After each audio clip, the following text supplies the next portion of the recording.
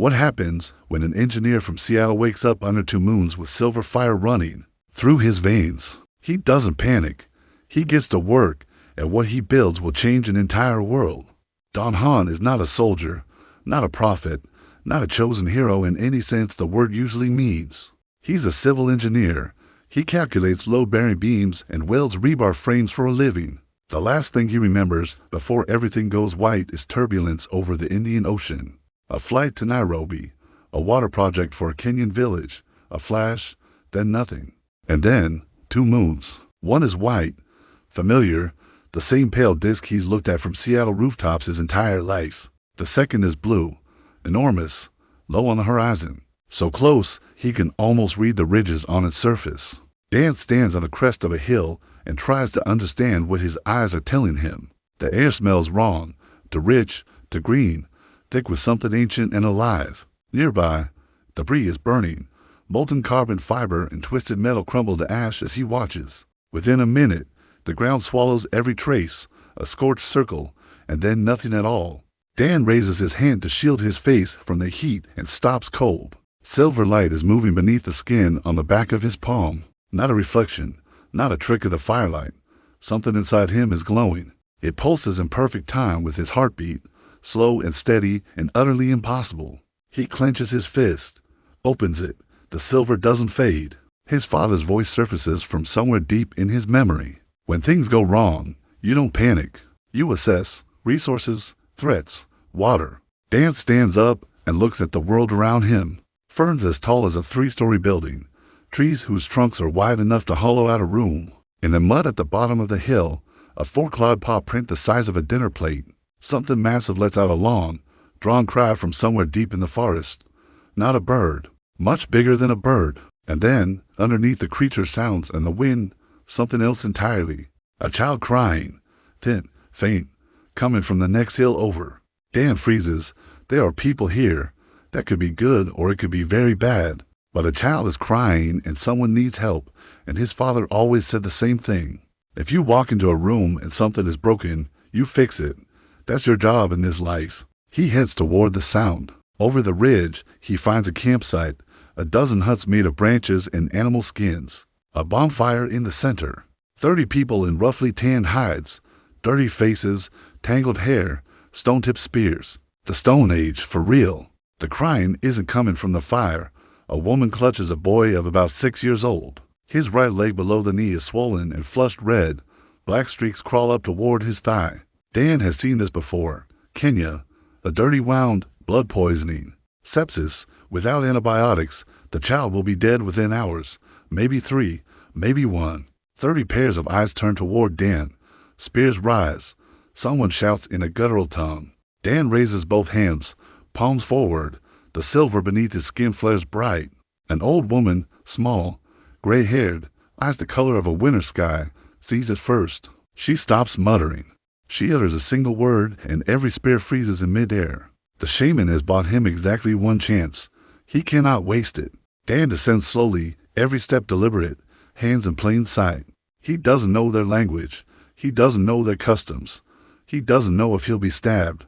But the boy is dying. And Dan is the only person in this world who knows why and knows how to stop it. He approaches the shaman. She comes up to his chest. She studies the silver light beneath his skin. She turns to the chief, a broad-shouldered man wearing a necklace of saber-toothed fangs, and speaks. 3 words. The chief clenches his jaw. He looks at the dying boy. He looks at Dan. He nods. Dan drops to his knees beside the child. The boy's skin sears his fingertips. The wound is deep and jagged and full of pus. Black streaks have reached the middle of his thigh. There is almost no time left. And this is where the strangest thing begins. Dan reaches for a piece of flint from the edge of the fire, and the moment his fingers close around it, he feels it. Not just the shape, the grain, a microcrack here, a fault line there, strike at this angle. He has never worked flint before in his life, but his hands already know what to do. One strike, precise, a blade thinner than a razor blade chips off and lands in his palm. The tribe goes silent. Their best craftsman spends half a day making a cut like that. The stranger did it in a single blow. Dan heats the flint in the fire, calls for boiling water through gestures, sends the shaman for bitter leaves. He washes his hands with boiling water until they burn, then picks up the red-hot flint. One clean cut, the abscess opens. Thick, foul-smelling pus drains out. He flushes the wound with boiled water. More. He cauterizes the edges with a heated stone. The boy screams. 2 men hold him down. Dan doesn't stop. He packs the wound with a paste made from bitter leaves, tannins, astringent, not an antibiotic, but better than nothing. He ties it off with a strip of tan leather, tight, but not too tight. Then he sits back on the ground and exhales. His hands are shaking from the adrenaline. He just performed surgery with a stone knife in a world without antiseptics or anesthesia. He's not a doctor. He's an engineer who builds buildings. The night drags on and Dan doesn't sleep. He changes the bandage every 2 hours. Boiling water, fresh paste. The shaman sits across from him and never takes her eyes off his face. By dawn, the boy opens his eyes. His fever breaks. The black streaks begin to fade. He didn't die. The boy's mother cries and says a single word Dan doesn't understand yet, but he understands the tone. Thank you. The shaman stands. She approaches. She kneels before Dan. He shakes his head and grabs her shoulders and pulls her up. She won't rise. She places her hand on his chest, directly over where the silver glows brightest, and says 2 words, not in sound he understands, but in feeling, something older than language, something that means, you have come. Dan sits on the ground in a world with 2 moons. He looks at the woman kneeling before him, at the boy with the fading wound, at the camp around him, and he realizes this isn't a dream. He's here. He'll stay. And if he does nothing, these people will keep dying from things that in his world are solved with soap and boiled water. The chief approaches as the sun clears the trees. He holds out a piece of dried meat. Dan chews and looks at the camp. The huts are falling apart. The water comes from the river, murky and dirty. Food rots on the ground. Children run barefoot through mud scattered with scraps and droppings. Everything here is broken, everything. And he walked into this room. The boy's name was Turi. Dan learned that name first. It meant little stone in the tribe's language. Turi hadn't gotten up yet, but the wound was healing and the black streaks had disappeared completely. The shaman's name was Ima. She became his interpreter, his shadow, his first student. The chief's name was Thorn, a tall, silent man with the eyes of someone who had seen too many deaths. Thorn had a son. His name was Brock, and Brock looked at Dan the way a wolf watches a stranger who has stepped into its territory. Not hatred, calculation. Brock was the tribe's best hunter, the one who fed these people, the one the young hunters followed. And now a stranger had appeared, one his father was feeding the best meat, one the shaman called chosen. Dan saw the tension. He had grown up in Seattle, but his father was from Bizen. He knew what hierarchy meant. Brock wasn't an enemy. He was a chief's son who felt his place slipping. That would have to be handled, but later. Right now, people were dying. Not from wounds, from water, from filth, from rot. Dan spent the first day doing nothing but walking and watching, counting. 37 people, 18 adult men, 11 women, 8 children.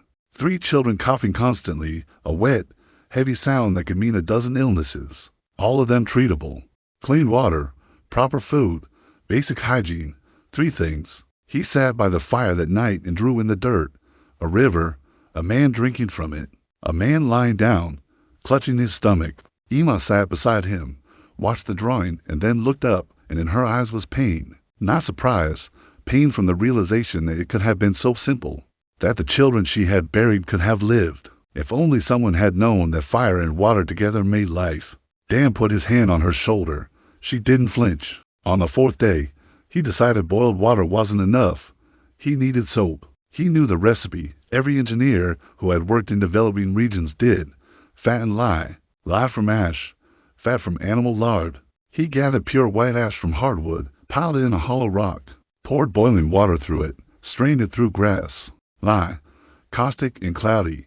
Then he melted fat on a flat stone, mixed it in, and stirred until it thickened. By evening he had a bar of coarse yellow soap, smelly, rough, but soap. He showed Ima, lathered his hands until gray foam appeared, rinsed clean. Ima took a piece, sniffed it, wrinkled her nose, and began to lather her own hands. When the foam appeared, her eyes went wide, and she started speaking quickly. Words Dan didn't catch, but the meaning was clear. He showed her the process again from the beginning. Ash, water, strain, fat, mix, weight. Ima's hands were old and strong, the hands of a woman who had survived 64 years in a world that killed. And she made her own bar.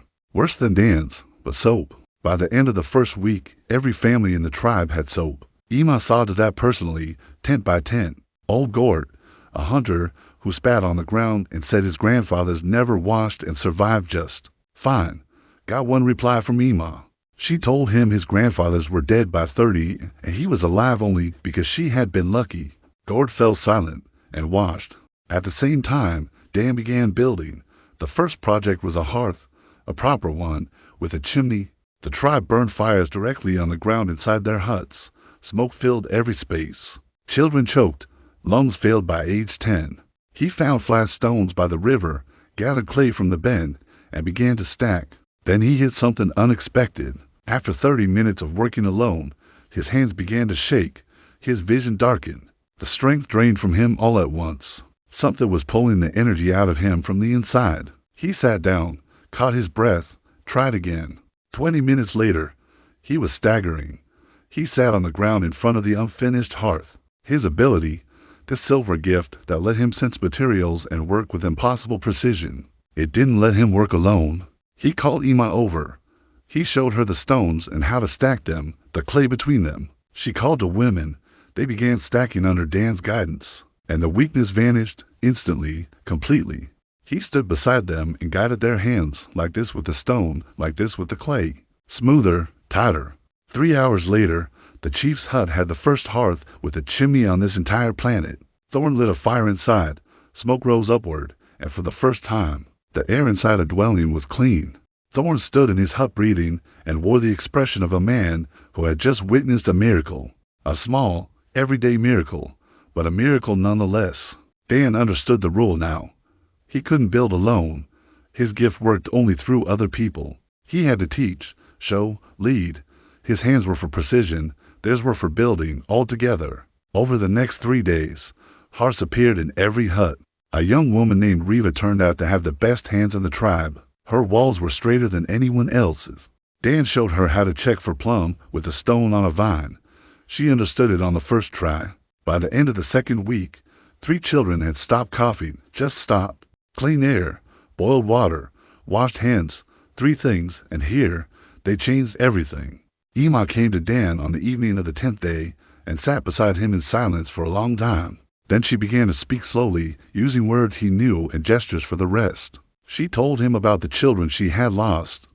Not her own, all of them, the tribe's children. Dan counted on her fingers. 11. 11 children who died in her arms from illnesses that soap and boiled water could have cured. He had no words, so he took a piece of clay and sculpted a small figurine, a woman with arms stretched out, holding something invisible. He gave it to Ima and pointed at her, then the figurine, then his hands, then the tribe. Not a healer who failed, a healer who would save from this day forward. Ima pressed the figurine to her chest, and for the first time in 10 days, Dan saw her cry. Quietly, soundlessly, the way people cry who are used to crying alone. Across the clearing, Brock watched all of it with a stony face and said nothing. On the 11th day, he walked up to Dan and dropped a deer carcass at his feet. One word. Do it. Not a request. A challenge. Show me what you can do with this. You make walls and mold mud. I bring meat. Meat is life. What can you give me that I can't already take for myself? Dan lifted the carcass, 40 kilograms of dead weight, and carried it to the river. He skinned it. Every cut was even. Every motion was economical. The hide came off in a single piece, without one nick. Brock watched with his eyes slightly wider than usual. Their best butcher worked 3 times slower and always ruined the hide.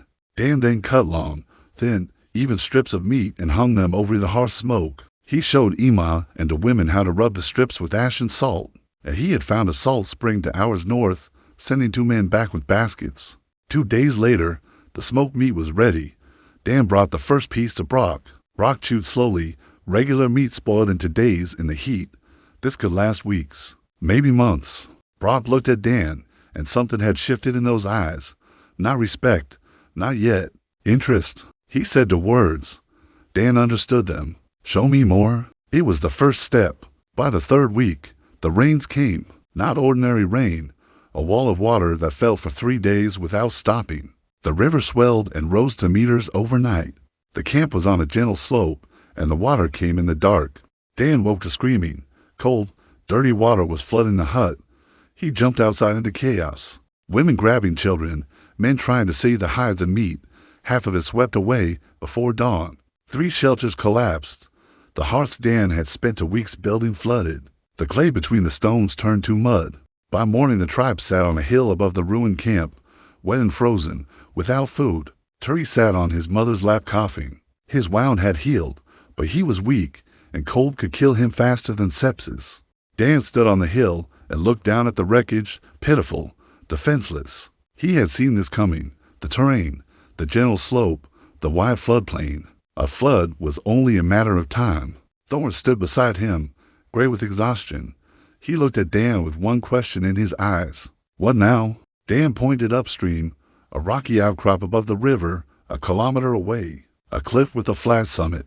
He had noticed it on the very first day and thought, fortress, but a fortress could wait. Right now they needed dry ground. Thorne shook his head and said 3 words Dan already understood. Far, hard, impossible.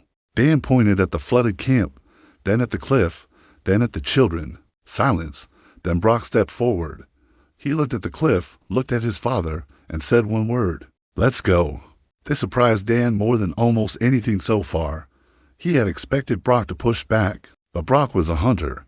He read terrain, and he could see the campsite by the shore for what it was, a trap. The trek took half a day, 37 people, 4 pregnant women, 8 children. They carried everything that was left. Dan walked ahead with Brock. They shared maybe 30 words between them, but they walked side by side, and that meant more than language. The cliff was better than Dan had hoped. A flat summit the size of a football field, 3 sheer sides, 1 gentle slope, bedrock beneath a thin layer of soil. Water wouldn't flood it. A spring of clear, cold water gushed from a crack in the rock. Dan stood at the edge and looked out. The river below, the forest all around, mountains to the north. He could see 10 kilometers in every direction. His engineer's mind was already drafting walls along the edges for the children's safety, drainage ditches, sites for houses, real houses, stone and clay with birch bark roofs. But first, shelter, tonight. Dan organized the work. He showed them how to stretch hides between stakes in the rock crevices, how to lay sleeping areas of dry grass on stone. By evening, the tribe had shelter, rough, cold, but dry. Dan didn't sleep that night. He walked the top of the cliff calculating dimensions, angles, weights, holding a 3-dimensional model of 50 elements in his head. He calculated wall loads without paper or instruments. He simply saw it. Foundation here, load-bearing wall there. The pitch of the roof for water runoff. The wall thickness for insulation. The hearth placement for maximum heat with minimum firewood. By dawn, the plan for the first house was complete. All of it held in his mind like a blueprint drawn in light. Stone walls to fist thick, clay mortar, wooden beams for the roof. 3 layers of birch bark roofing. A hearth against the far wall with a chimney. A small high window for ventilation. A door of bound poles. 3 by 4 meters, enough for a family.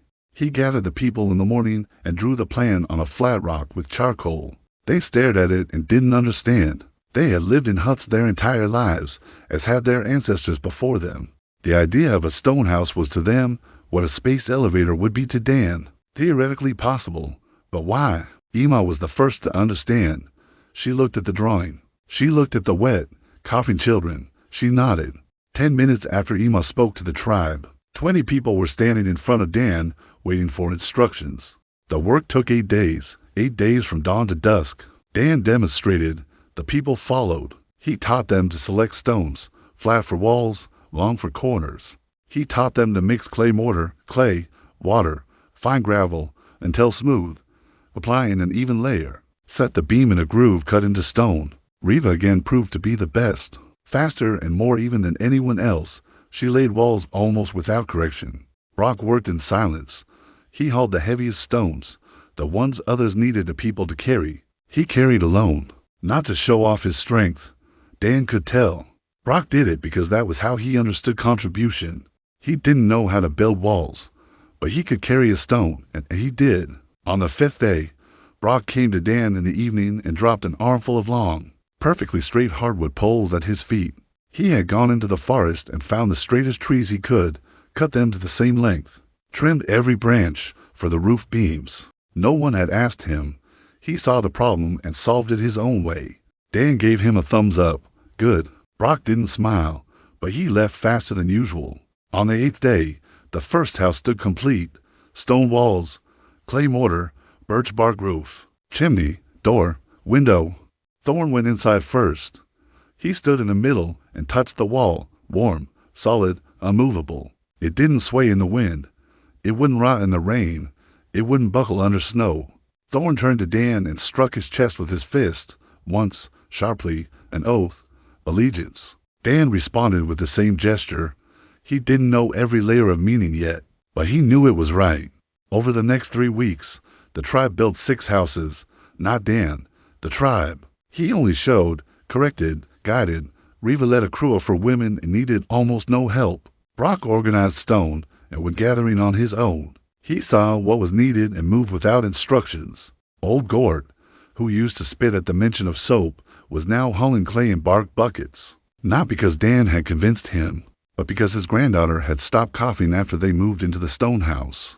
By the start of the 2nd month, the camp on the cliff looked like a village. 6 stone houses, a central hearth in the clearing, drainage ditches, a palisade along the edge, a spring lined with clean stone. And people who washed, boiled water, smoked meat, breathed clean air, and slept dry and warm. The echo round the cliff grew thicker. Dan could feel it, a warm hum in the earthen air, something watching and approving. Ima felt it too. Every evening she would press her hand to the ground, then to his chest, and say one word. Growing.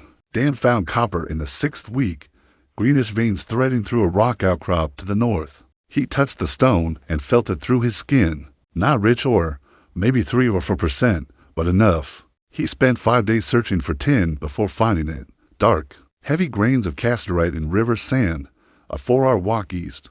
Copper and tin, bronze, the metal that had changed the history of humanity on Earth. Here, it would change the history of this world. A planet whose people didn't even have a word for metal yet. But first, he needed a furnace capable of reaching over 1,000 degrees. A regular fire produced somewhere between 600 and 800. Not enough. He needed forced airflow. He needed bellows. To wooden plates with a leather bag between them in a hollow stock tube. Press the plates, air shoots through the tube. Temperature rises. He showed the design of Brock, not because Brock was the obvious choice, but because Brock was bored. A hunter without a hunt grows dangerous. Brock turned the bellows over in his hands, pressed them, felt air shoot from the tube. He pressed them again and again. The expression that crossed his face was one Dan recognized. The look of a child who has just figured out how a new toy works. The first smelting was a failure. Temperature not high enough. The ore baked into a useless lump. Dan examined it, felt where the flow had dispersed. Rebuilt the tube longer with a nozzle at the end. The second smelting worked. A thin red stream gathered in the stone mold. A finger-sized ingot, crooked, full of bubbles, but copper. Dan held it up to Thorn. The chief turned it in his hands, tested the surface, found no word for what he held. He said the words. Dan translated them in his head. Hard water, close enough. The third smelting used the cassiterite, 9 parts copper to 1 part tin, standard bronze. Brock pumped the bellows steadily and powerfully. The flame turned white. The ore melted. The metal flowed. And when Dan poured the molten mixture into a stone mold and waited for it to cool, he held in his hands the first bronze ingot in the history of this world. Golden, heavy, durable. He tapped it with a stone. It rang out clean and bright and did not crack. Brock came over and tapped it himself. He held it and listened to that sound. And when he looked up, Dan finally saw what he had been waiting 6 weeks to find in those eyes. Not interest, respect. Dan made a knife from the first ingot, but not alone. He showed Brock how to heat the metal, how to strike the red-hot plate with a stone hammer. He guided Brock's hands, angle of blow, force, rotation. Brock learned fast. A hunter who could throw a spear 30 paces and hit a target the size of a fist had hands built for precision. By evening, the knife was ready, short, rough, a blade the length of a palm, but bronze. Dan sharpened it on a flat stone, not as sharp as flint, but bronze didn't crumble. It didn't shatter on impact. It could be sharpened again and again. He handed it to Brock. Brock held it in silence and looked at the blade. Then he drew out his old flint knife, tied to its handle with sinew, wobbling. One clumsy strike from cracking. He compared them. Then he raised the bronze knife and brought it down on a log. The blade sank deep. He pulled it out, struck again. No chips, no cracks. Brock turned to the young hunters watching, raised the knife, and said something short and sharp. The hunters murmured. Dan didn't need the words. He understood what had happened. Brock had just shown them a knife he had made with his own hands.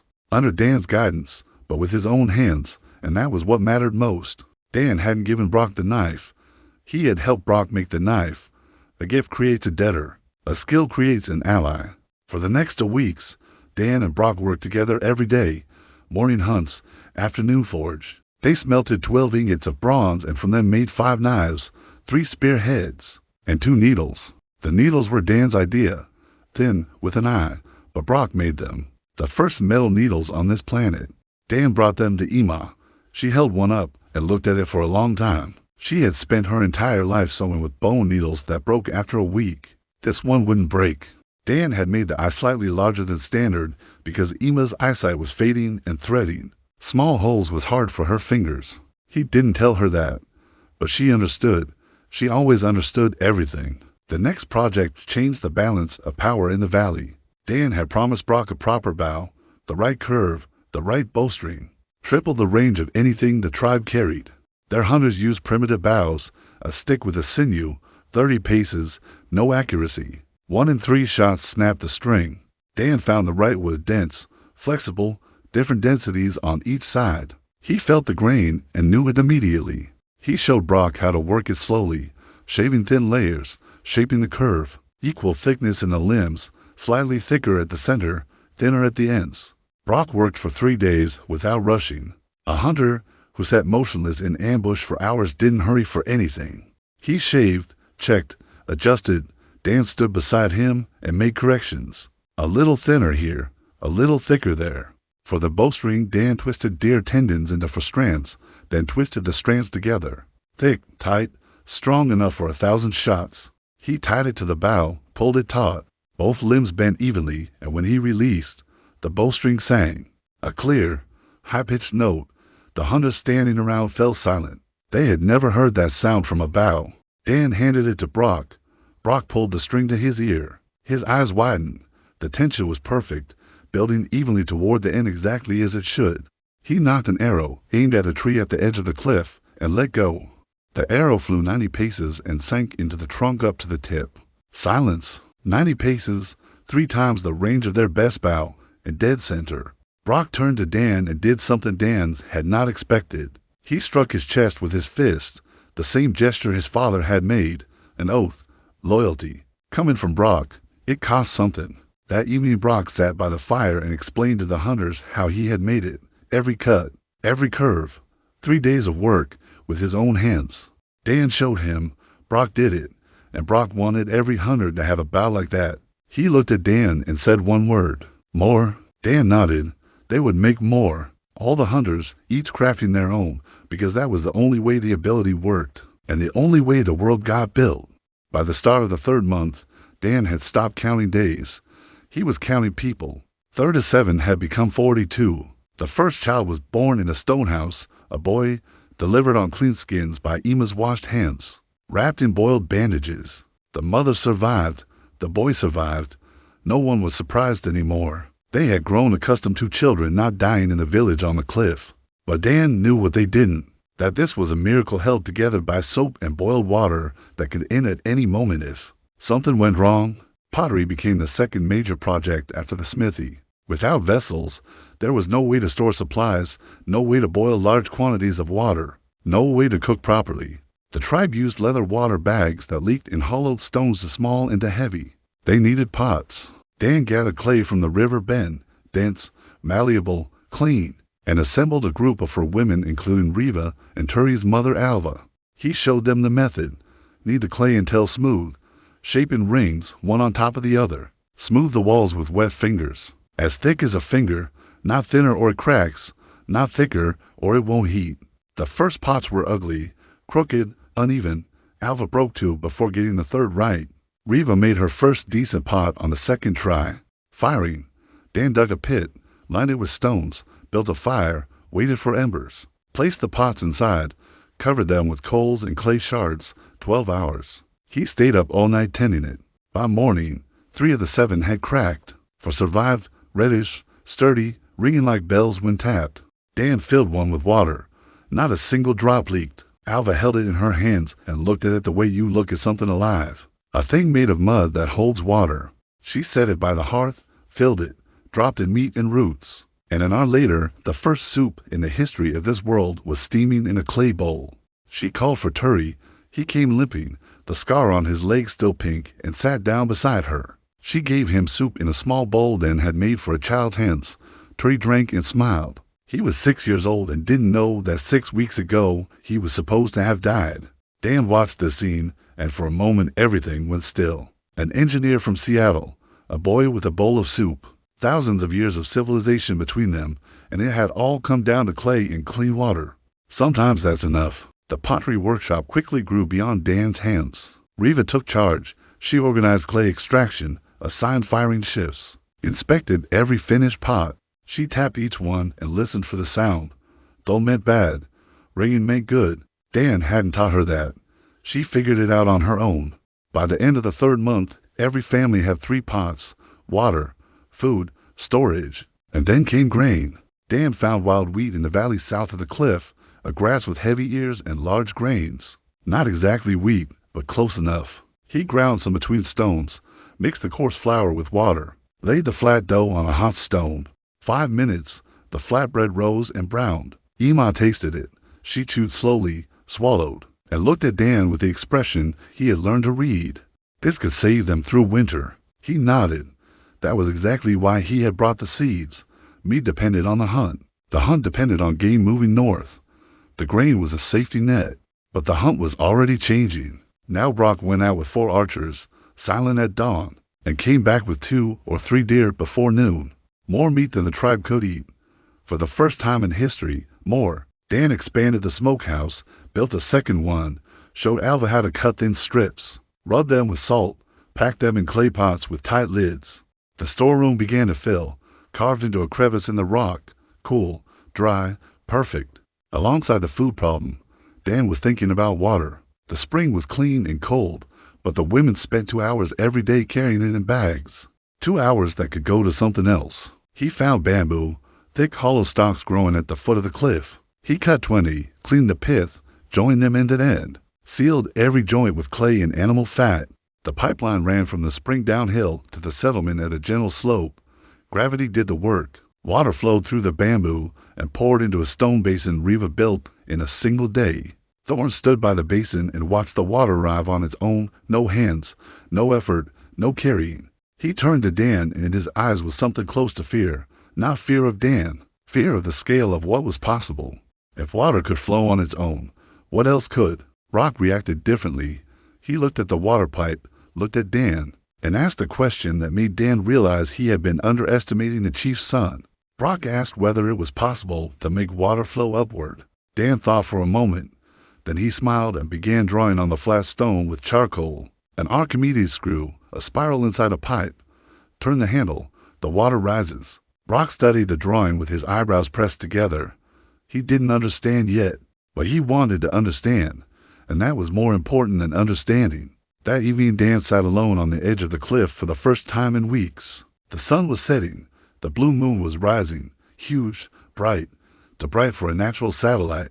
Dan looked at it and thought, his ability, echo, teleportation, 2 moons. A world frozen in the Stone Age where pterosaurs fly alongside mammoths. None of it was natural. Someone or something had brought him here, given him this gift, set the rule that he could only build through others. Why? He didn't know, but the answer was connected to that blue moon and to the silver hum under his skin. Ima came and sat beside him without speaking. She often did that. Today she spoke slowly, using words Dan could follow.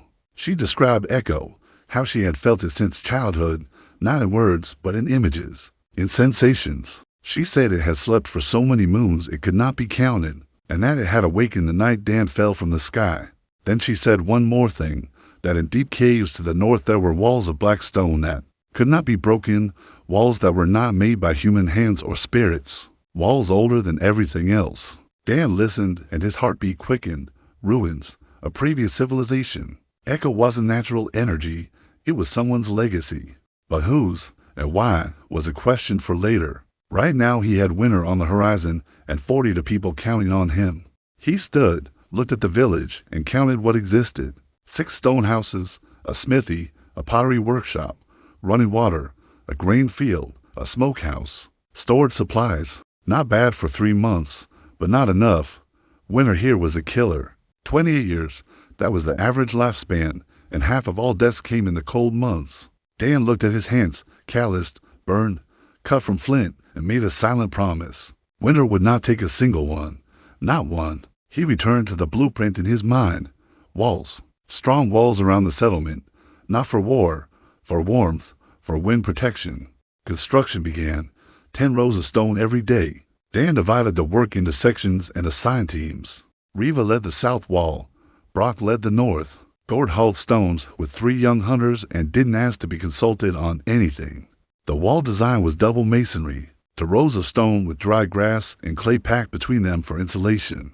The tribe didn't understand why the rows when one would do. Dan pressed his hand against the outer wall of Thorn's house, cold. He pressed his hand against the inner wall, warm. 2 rows meant warmth. 1 row meant cold. The people understood. While the walls rose, Brock had become a different kind of hunter. 8 bows for 8 archers. Each man had built his own, grip to fit his own palm, twisted his own bowstring, shot 3 times farther than a month before. Hunting changed entirely. No more driving deer into corrals with 20 men shouting. Now Brock went out with 4 archers at dawn, silent, close to 70 paces, and the deer fell before it knew anything was there. To deer, sometimes 3, in a single morning. There was more meat than the tribe could eat, and for the first time in the history of these people, that was true. The first real frost came in the middle of the 5th month. Bitter. The water in the basin froze overnight. Dan went out at dawn and saw the spring beginning to ice over at the edges. The bamboo pipe had cracked. He dismantled it and carved a narrow channel directly into the rock instead, covering it with stone slabs to shield it from the wind. The spring water came from deep underground and ran warm enough, shielded from the wind. It arrived at the basin without freezing. He covered the basin with a wooden lid, inconvenient, but the water didn't freeze. The first week of frost was hard in a different way. The people had been on the move their entire lives, hunting, gathering, walking. Now they had walls and a roof and warmth, and that was all. Children acted up. Adults grew irritable. Brock paced the settlement like a caged wolf. Dan gave him a job. Arrows. 500 arrows. Enough for every archer to have 50 with a reserve, because if Brock came in spring, they would need everyone. Brock sat in the smithy and worked. He whittled shafts, straightened them over heat, checked the balance, tipped 1/3 of the way from the tip, no closer, no farther. He forged bronze arrowheads and set them himself. By the end of the 2nd week he had 80 arrows, each one identical in weight and length. Meanwhile Dan turned to clothing. The tribe wore hide sewn with bone needles, seams splitting, wind cutting through, fur falling loose. People were freezing. The bronze needles changed everything. He showed Ima and the women double stitching every 3 millimeters to layers. His father had taught him that from a leather jacket he had carried from Bison for 30 years. Double stitching is forever. By the end of the 3rd week of winter, everyone in the settlement had a fur jacket with a double stitch, thick, warm, windproof. It was in the 2nd week of winter that Dan first noticed Lena, 17 years old, red-haired, a burned left hand she always kept tucked under her fur. She sat in the corner of Ima's house and watched. She watched everything. She never approached.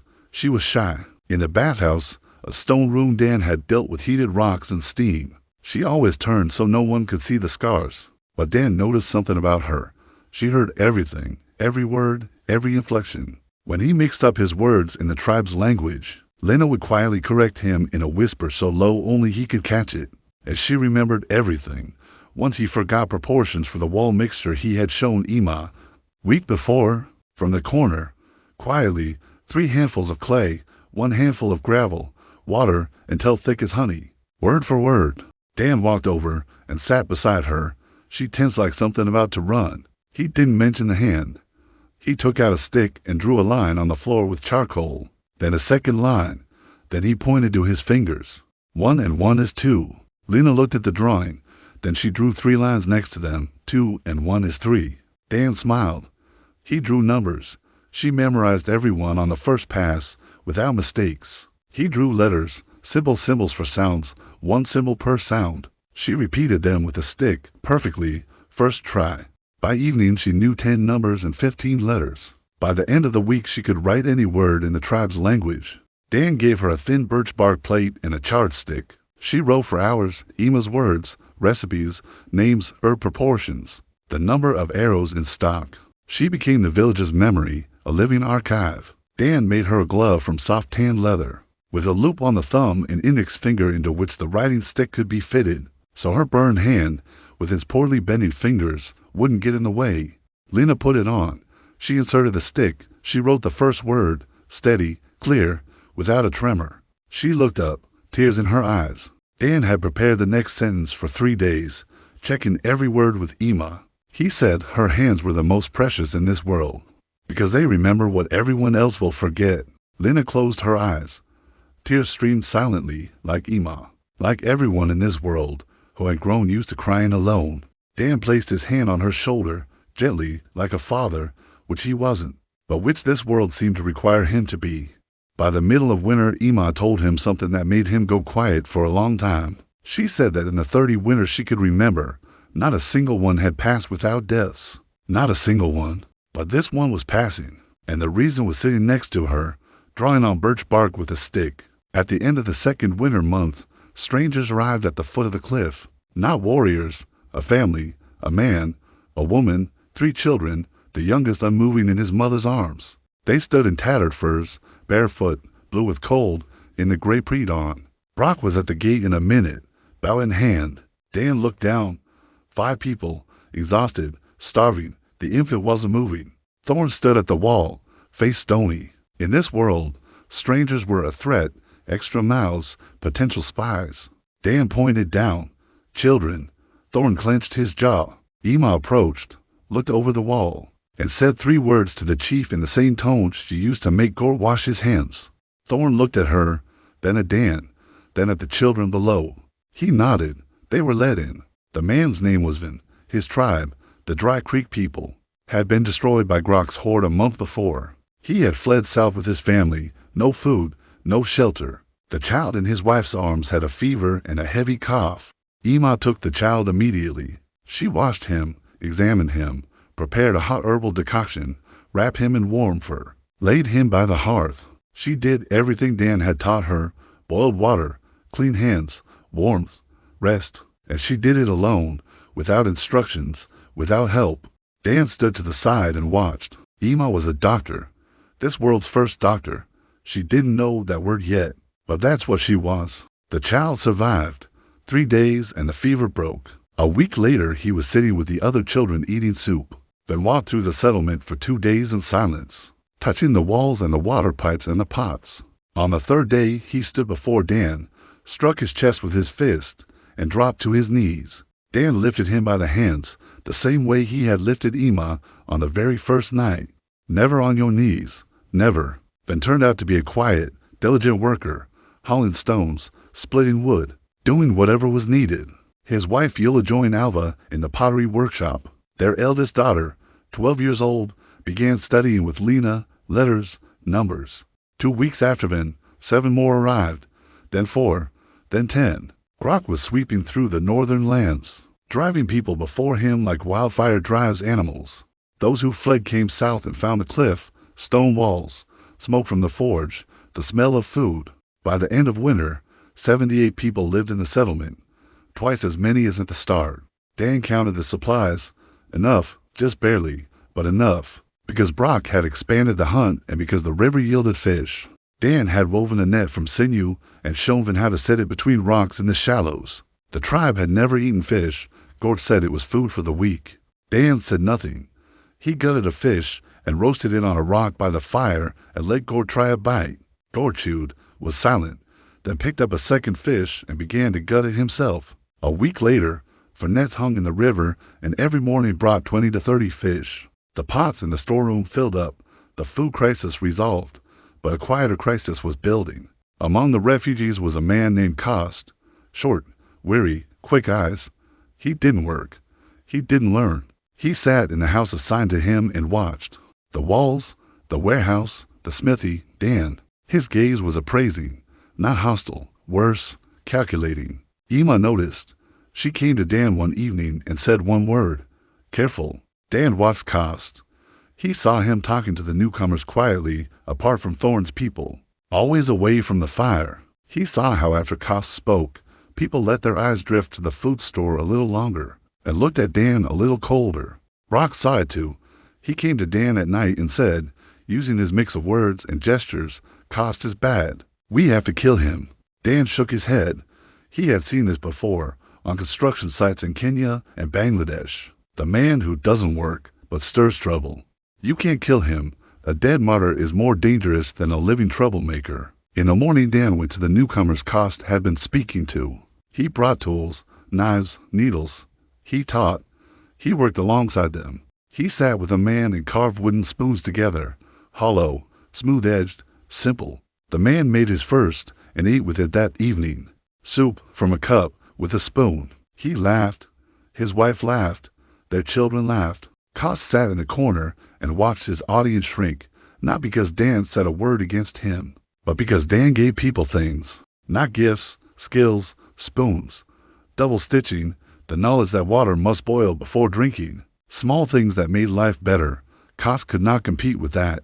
A week later, Cost left in the night, alone, a knife and a piece of meat from the storeroom. The sentry saw him go and didn't stop him. In the morning, Thorne asked what to do. Dan said, "Nothing. Let him go." Ima shook her head. She said Cost would go to Grok. He would tell him everything, the walls, the supplies, the number of archers, the weak points. Dan nodded. He already knew, which meant there was less time than he had thought. He sat by the hearth that night and drew on birch bark by firelight. Lena sat beside him and wrote every calculation down. Walls, towers, traps, catapults. 6 months, maybe less, and 78 people who needed to be ready. Winter ended the way it had begun, slowly, without announcement. Snow melting, streams running down the cliff, the first green shoots on the southern slope. 78 people went into winter. 79 came out. One girl was born in the stone house in January, delivered by Ima's clean hands, named with a word that meant first light. Spring brought work. Dan dictated a list to Lena, and she wrote it down on birch bark. Taller walls, towers, 1,000 arrows, new houses, bigger fields, the wheel, the plow, a road, a bridge, a school. He paused on the last word and explained it to Lena with gestures, a place where children learn. Lena looked at her gloved hand holding the writing stick. She looked at Dan. She nodded. She would teach. She understood more than he had said. But first, the wheel. Dan had been thinking about it since day one. A round thing that rolls. The simplest invention that changed everything on Earth, and it didn't exist here. People carried everything on their backs, stone, firewood, water, clay, every kilogram by hand, at a cost of spines and time and lives. He cut a thick straight log, hewed the circles from it, smooth, half a meter across, then cut an axle of hardwood and fitted it through the centers. A frame of poles on top, a 2-wheeled cart. He loaded 30 kilograms of stone onto it and pushed.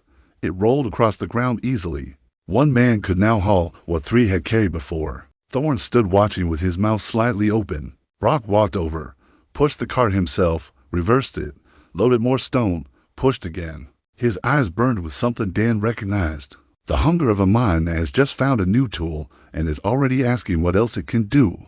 10 days later, the settlement had 3 carts. Stone gathering tripled in speed. Firewood collecting quadrupled. Clay transport became a one-person job. The wheel changed everything, just as it had on Earth. The plow followed. A bronze tip on a wooden frame. The people pull, one steers. The plowshare cuts a straight furrow, deep and even.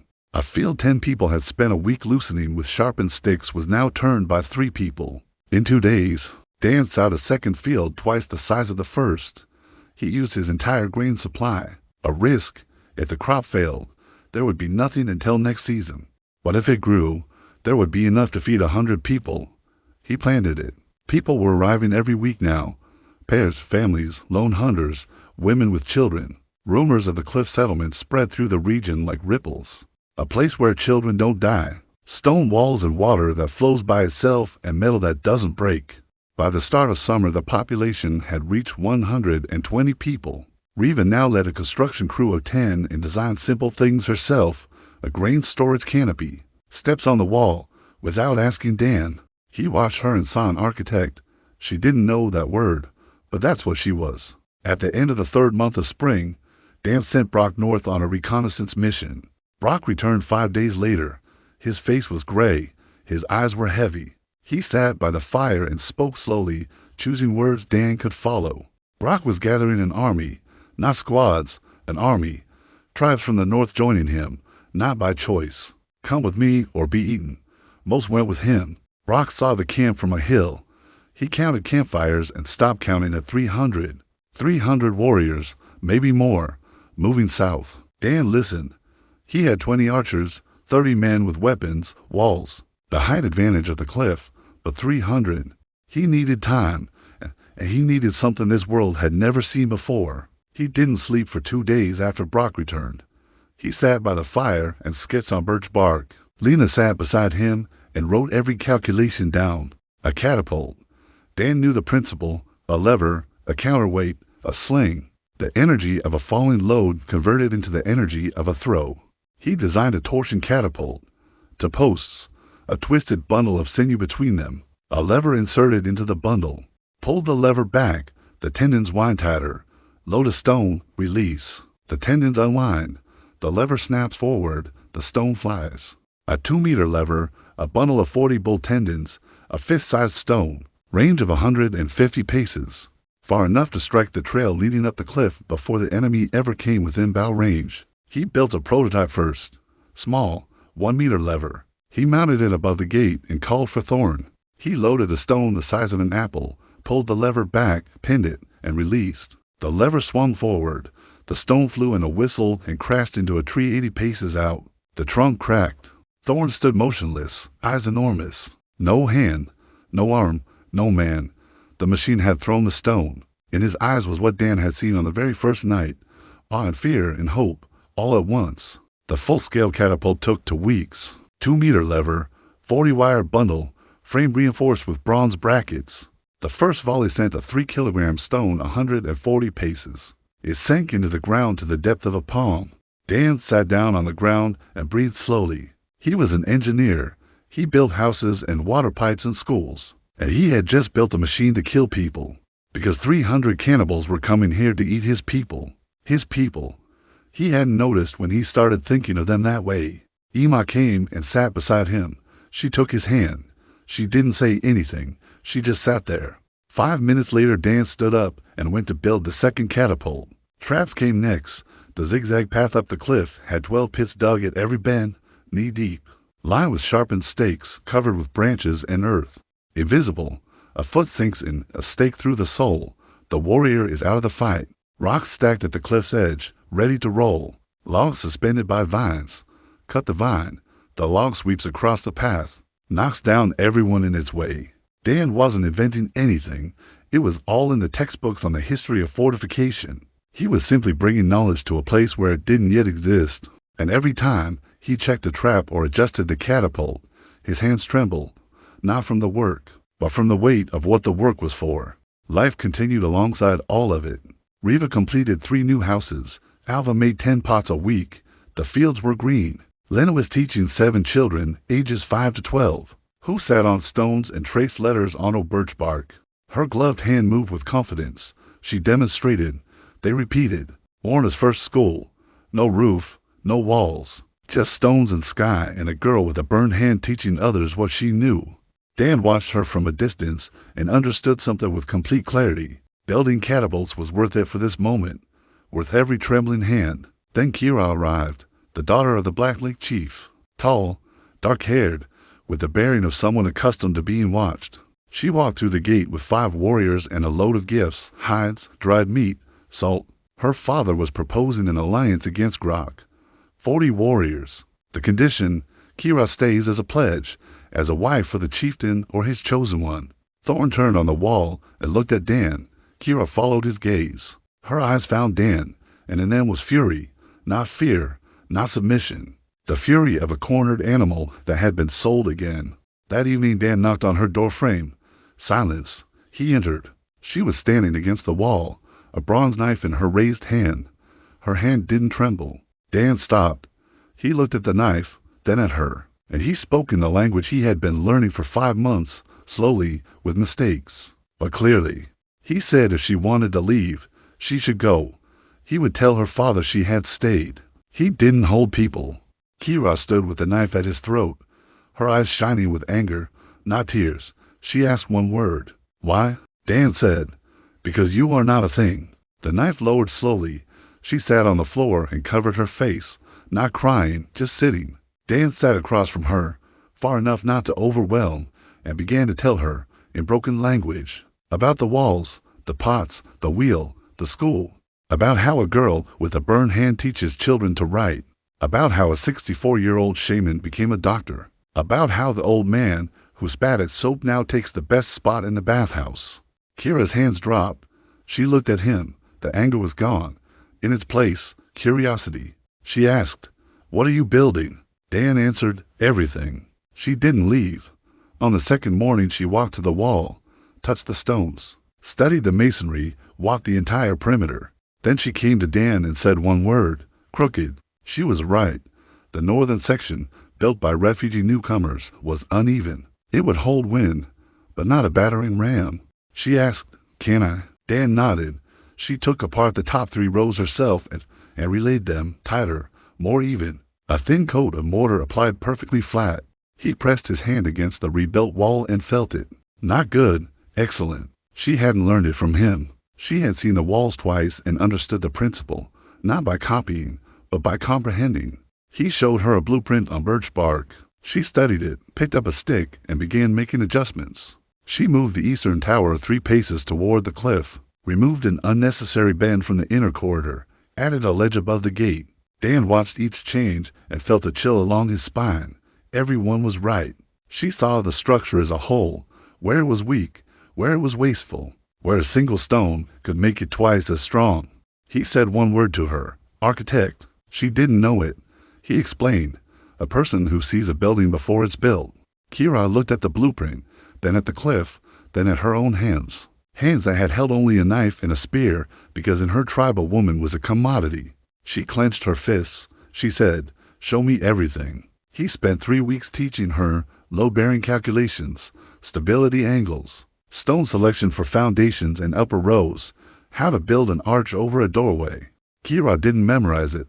She absorbed it, the way dry earth swallows water, greedily, completely. After 3 weeks she redesigned the gate entirely on her own, without Dan. The old gate was logs bound with sinew, strong, but vulnerable to fire. Kira proposed a stone arch with wooden doors inside and a stone canopy above. If the enemy burned the wood, the stone would stand. The doors could be replaced. The arch would remain. Dan looked at her design and added one detail, bronze hinges for the doors. Kira nodded, and for the first time she smiled, not at him, at the drawing, smiling at her own work. The gate took 12 days. Kira led 20 workers, spoke little, showed everything. A stone arch, oak doors on bronze hinges, a canopy with arrow slits, an archer's platform on top. Beautiful. Dan stood before it and looked. Kira stood beside him, waiting not for praise, but for an honest assessment. He said, "Every stone in this gate is yours." She looked at the gate, at every stone she had chosen, placed, adjusted over 3 sleepless days. Her face changed, something deeper than a smile. A person seeing their reflection for the first time, not in water, but in stone. She built this, not as a gift, not as a pledge, as herself. A message arrived at dawn in the 9th month, a barefoot boy from an allied tribe in the north, gasping, terror in his eyes. Brock had crossed the great river, 3 days away, maybe 2. Dan gathered everyone, Thorn, Brock, Ima, Kira, Ash, a glaciologist from Stanford who had arrived in a scorched circle to months before, carrying the same silver light under her skin and a gift for reading stone as Dan read structure. Lena sat with her birch bark tablet. The chiefs of the allied tribes stood around the fire. Dan laid out the plan.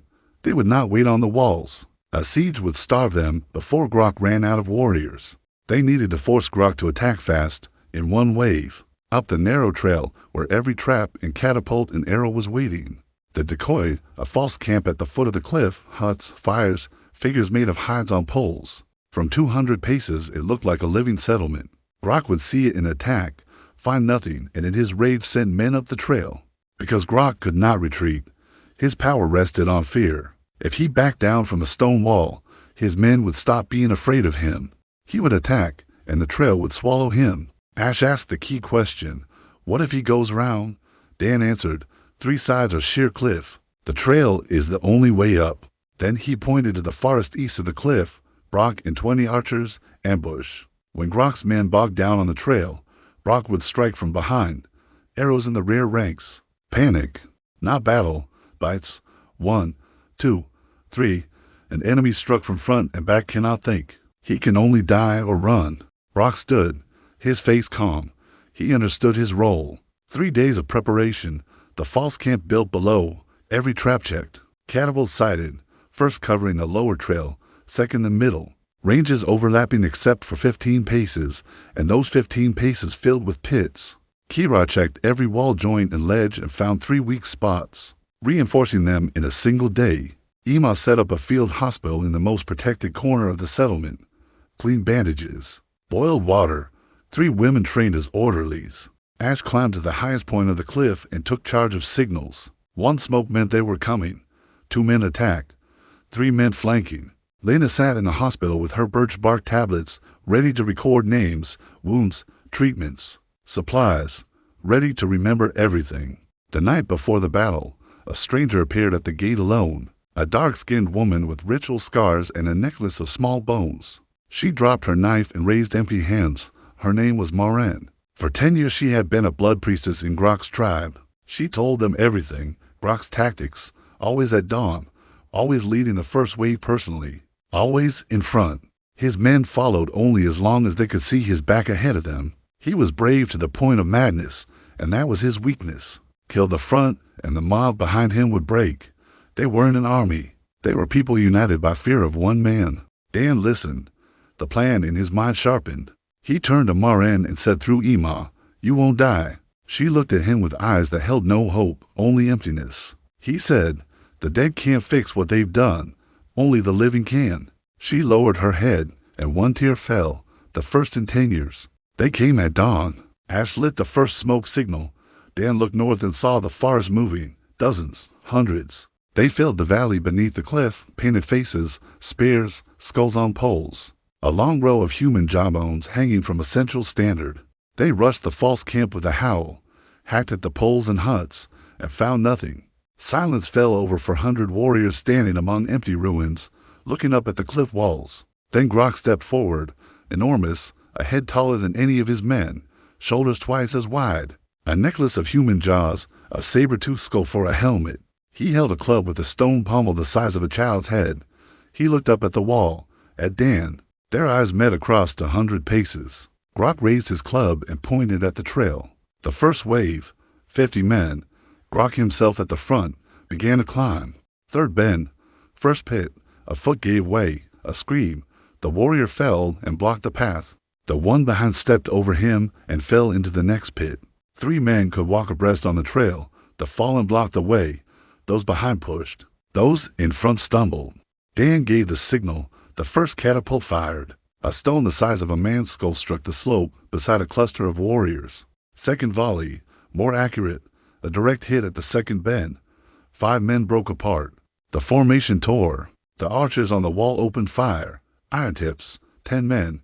A volley. 3 warriors fell. Another volley. 2 more. Grok kept walking, arrows in his shield, pits beneath his feet, stones raining from above. And he kept walking. As long as he walked, the rest followed him. A suspended log cut free and rolled across the trail at the 6th bend, sweeping 6 men off the edge. Grok dodged it, leaped flat against the cliff face, let it pass, and kept climbing. Dan watched him and felt something he hadn't expected. A cold, reluctant respect for a man who walked through death without stopping. Grok covered 3/4 of the trail, 40 paces to the gate. Dan lit the second smoke signal. Brock's signal. The forest exploded with arrows. 20 archers striking the rear ranks of the horde from the trees without warning. Out of silence, panic, the rear turned and collided with those still climbing. Men fell off the trail. The formation folded into itself. The link between Grok at the top and his horde below had been cut. He was alone. Dan gave the order. Both catapults onto the trail between the 4th and 5th bends. Stones flew. Dust and debris. A wall of it. No reinforcements could pass. Grok stood 30 paces from the gate with 20 men, then 15, then 10. Arrows at point-blank range from the platform above.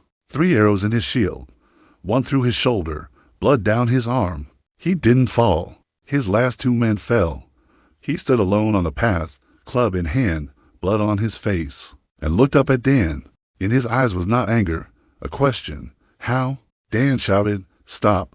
The archers froze. Silence, only the groans of the wounded below and the wind off the cliffs. Dan spoke in the language he had studied for 9 months, slowly, clearly. "You build men. I built walls. You're dead. Mine stand." Grok was silent. Blood dripped from his hand. Then he said in a low, hoarse voice, "Walls crumble. They always crumble." Dan answered, "People don't. Your people lie on this path, and mine stand on these walls. Walls don't crumble when those who built them built for the living." Grok was silent for a long moment. Then he dropped his club. It struck Rock and rolled down the path. He stood unarmed, an arrow through his shoulder, and looked at Dan. Dan walked down to the gate. He opened it. He stepped out alone onto the path. Brock hissed behind him. Thorn shouted. Dan didn't stop. He walked up to Grok and stood before him, a head shorter, half the width, empty hands raised. He gestured at the trail, at the dead and wounded, at the wall and the living behind it. And he said one word, "Enough." Grok looked down at him for a count of 30, and then his knees gave way, not from the wound. Something inside him broke. He sat on the stones of the trail and closed his eyes. The battle for the Great River Fortress was over. Rain fell for 3 days after the battle, washing the blood from the path. Dan stood on the wall and watched the water do the work he couldn't bring himself to do. Ima treated all 4 to 7 of the surviving enemy wounded, the same boiled water, the same clean bandages, the same hands. Thorn didn't understand why. Dan said, "Half that horde was tribes Grok had absorbed by force. Heal them and they'll stay as people, not prisoners."